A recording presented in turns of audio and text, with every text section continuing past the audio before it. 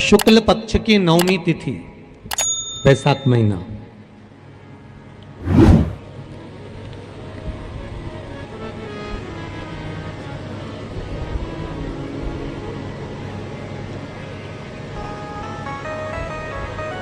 पीला चंदन घिसकर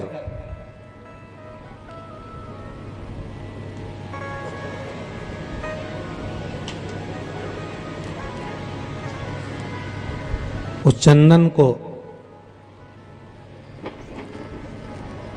एक सुंदर पीपल का कोमल पत्ता, कोमल पत्ता मतलब एकदम, एक तो पीपल का होता है कड़ला पत्ता, एकदम कड़क हो जाता है, और एकदम होता है कोमल पत्ता।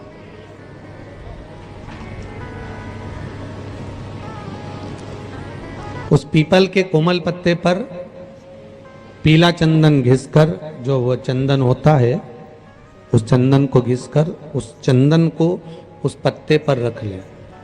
और महाराज उस पत्ते को मध्याह्न के समय पर, जैसे जब सुबह के समय पर सारी पूजन हो जाए, अर्चना हो जाए, भगवान शिव के मंदिरों में जल समर्पित हो जाए, उसके बाद में जब बाबा एकदम आनंद में विराजे हों, तब जहां शिवलिंग रखा होता है,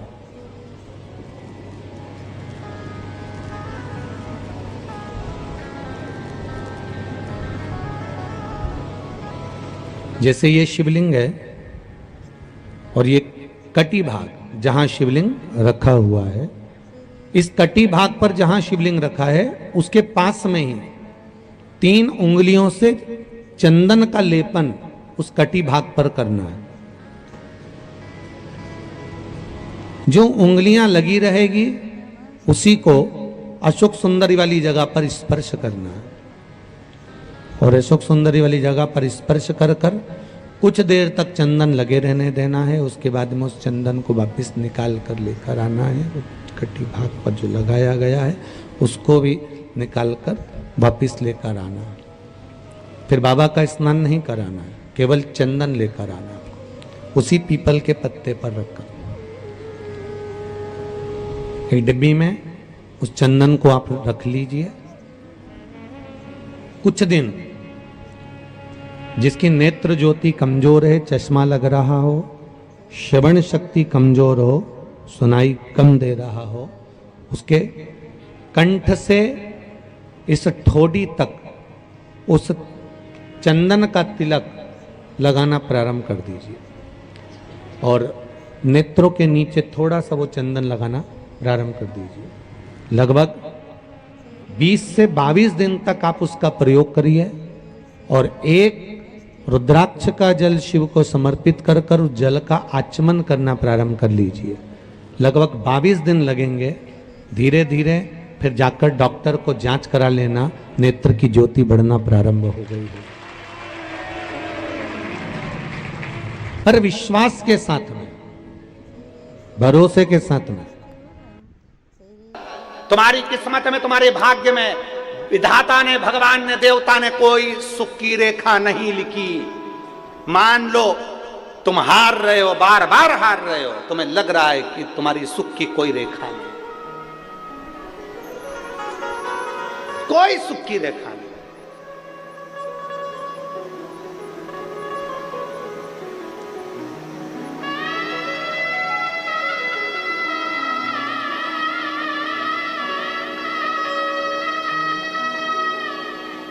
और तुम्हारे जीवन में कोई अगर सुख की रेखा नहीं है, तुम हार गए।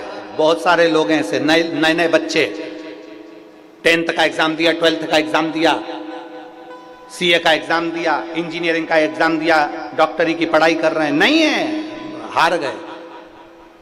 नौकरी के लिए पूना चले गए, मुंबई चले गए, हार गए।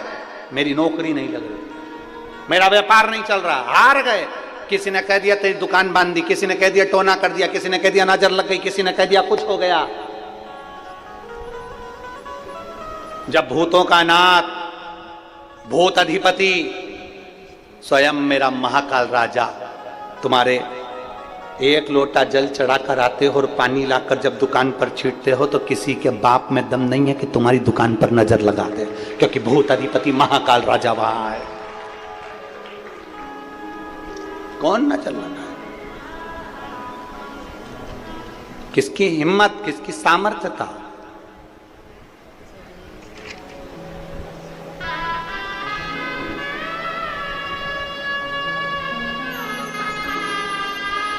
बहुत अच्छी बात एक कही।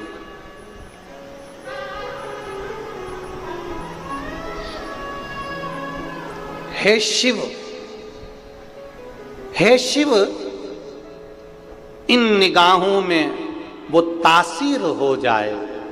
हे शिव, इन निगाहों में वो तासीर हो जाए, नजर जिस पर भी डालूं वो तेरी तस्वीर हो जाए।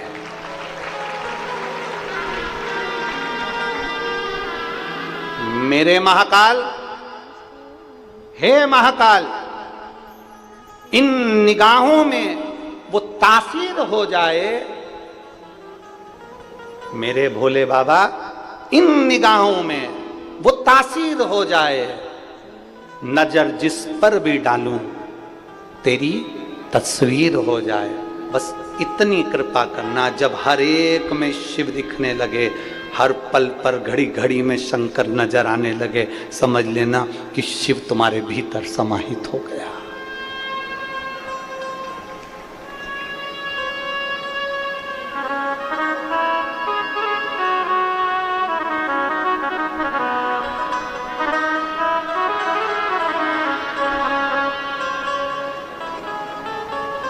शिव भीतर समाहित।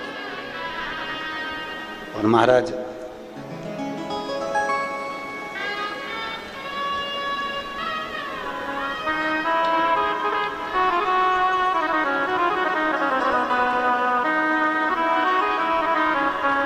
शंकर की भक्ति, शिव का स्मरण, शिव का गुणगान हमारे ना जाने कितने कितने दुख और तकलीफों को काट देता है। लिख दिया किसी ने, कह दिया किसी ने, तुम्हारी किस्मत में बच्चा नहीं है, तुम्हारी किस्मत में ये नहीं है, तुम्हारी किस्मत में ये नहीं है, तुम्हारी किस्मत में गाड़ी नहीं, तुम्हारी किस्मत में बंगला नहीं, तुम्हारी किस्मत में 4 व्हीलर गाड़ी नहीं, तुम्हारी किस्मत में विवाह नहीं होगा, तुम्हारी किस्मत ऐसी लिखी है कि तुम्हें दुख होगा, तुम्हारा मकान नहीं होगा। लिखने वाले ने लिख दिया, कहने वाले ने कह दिया। और जो चैलेंज देता ना कि तुम्हारी किस्मत में ये नहीं है, तुम्हें उस चैलेंज को स्वीकार करना चाहिए और अपने आप में इतनी मेहनत करना, इतनी मेहनत करना और शंकर जी पे भरोसा रखना, तो एक दिन गाड़ी क्या 4-5 गाड़ियां तेरे दरवाजे पर होगी, एक मकान क्या 4 मकान तेरे। हम क्यों हारे? क्यों? किस लिए?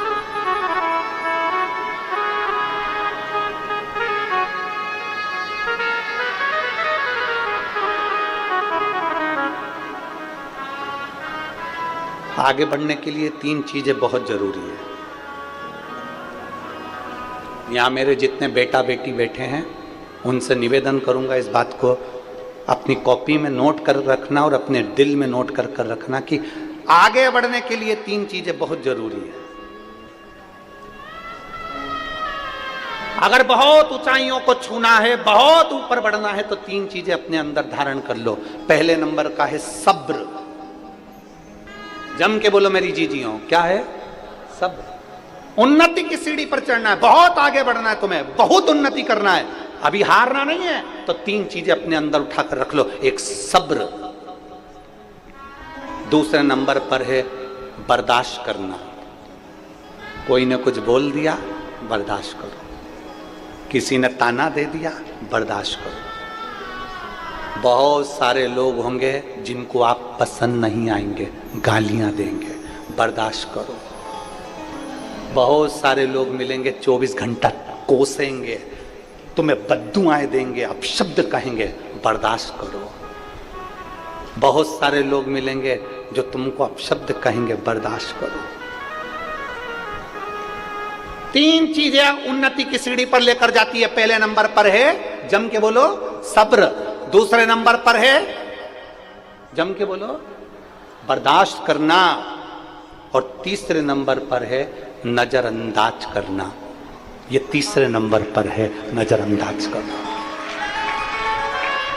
इग्नोर,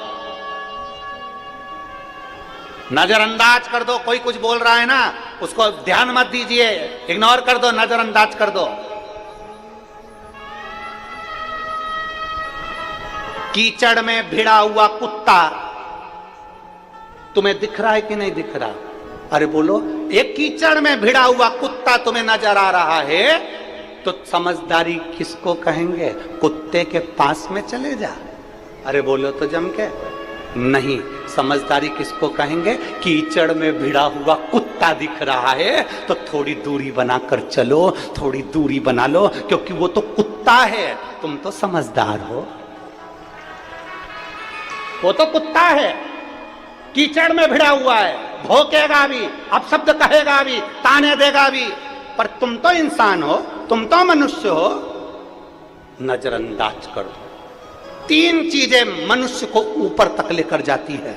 मेरे बेटा बेटियों, मेरी युवान बेटियां जितनी यहां बैठी है, जितने युवान बेटा बैठे हैं, मैं उनसे कहना चाहूंगा, आप कुछ भी मानो, चाहे गुरु मानो, चाहे ना मानो, चाहे मामा मानो, चाहे ना मानो, चाहे भाई मानो, चाहे ना मानो, चाहे जो मानो, मैं आपसे कहना चाहूंगा, अगर बढ़ना है आगे तो तीन चीजें अपने अंदर उतार रख लो। पहले नंबर पर जम के बोलो, जरा सब बोलो, सब्र।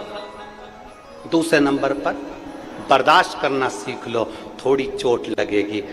पत्थर निकलता है ना, कंपनी जो जमीन में से पत्थर निकलता है ना, उस पर चोट मारी जाती है मूर्ति बनाने के लिए। जितनी अमरावती में मंदिर हो, जितने परतवाड़ा में मंदिर हो, जितने चांदुर बाजार में मंदिर हो, जितने बलगांव में मंदिर हो, जितने सिरजगांव में मंदिर हो, जितने अंजनगांव में मंदिर हो, तुम्हारे आसपास में जितने मंदिर हैं, उन मंदिर की मूर्तियों को देखना, पत्थर से बनी है। अगर पत्थर से बनी है तो पत्थर जमीन में से निकला होगा, उस पत्थर को चोट लगी होगी, खूब मारा होगा, पत्थर ने बर्दाश्त किया होगा, इतनी चोट पड़ी होगी, तब जाकर वो मंदिर में पुजाया है। जिसने बर्दाश्त कर लिया वो जगत में पुजा जाता है।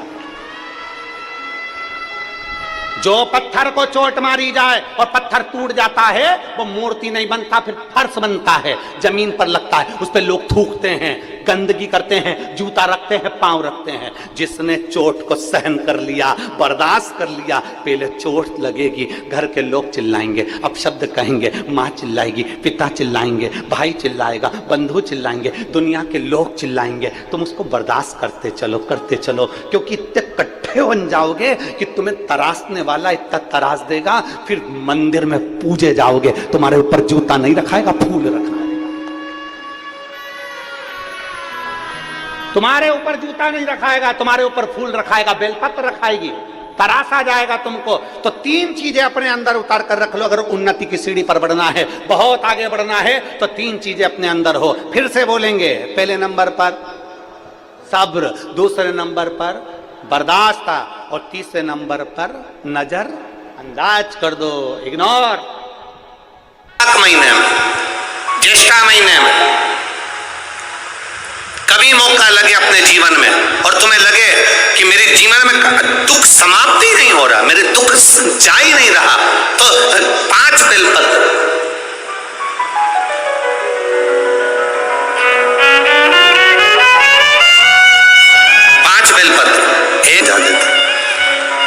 एक बेलपत्र जिसकी डंडी का भाग जल जहां से बहकर बाहर निकल रहा है, अशोक सुंदरी का स्थान देखा है ना सब लोगों ने, बस उसी स्थान पर पहली बेलपत्र। दूसरी बेलपत्र पार्वती जी के स्थान पर, अर्थात जो जलाधारी है वहां पर। तीसरी बेलपत्र शंकर भगवान के शिवलिंग के सम्मुख में जहां आप बैठे हो वहां बैठकर डंडी का भाग विपरीत दिशा में रखकर, तीसरा बेलपत्र। चौथा बेलपत्र भगवान शंकर का जल जहां से नीचे गिर रहा है उस ओर सीधी बेलपत्र नीचे की ओर। और 5वीं बेलपत्र शंकर भगवान के अशोक सुंदरी के स्थान को छुआकर नंदी के पास रखकर, जो घड़े में जल है अर्थात मट्टी के पात्र में जो तुम जल लेकर गई हो, उस पात्र के जल से शंकर का अभिषेक कर देना, शिव को वो जल समर्पित कर देना। जिंदगी में कैसा भी दुख हो वो कटता ही है, वो दुख रह नहीं सकता, ये निश्चित था।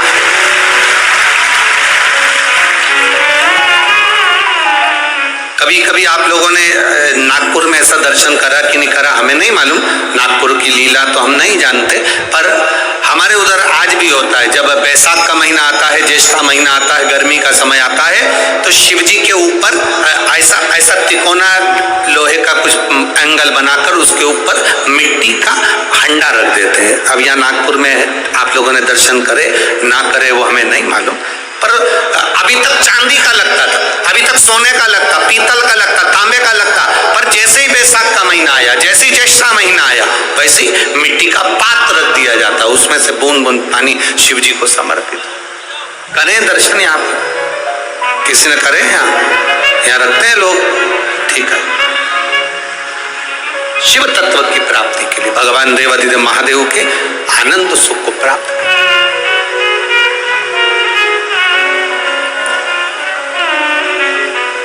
जल, अग्नि, आकाश, वायु, पृथ्वी,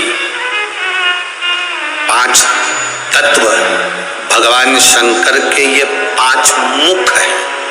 इसलिए आरती में भी हम लोग कहते हैं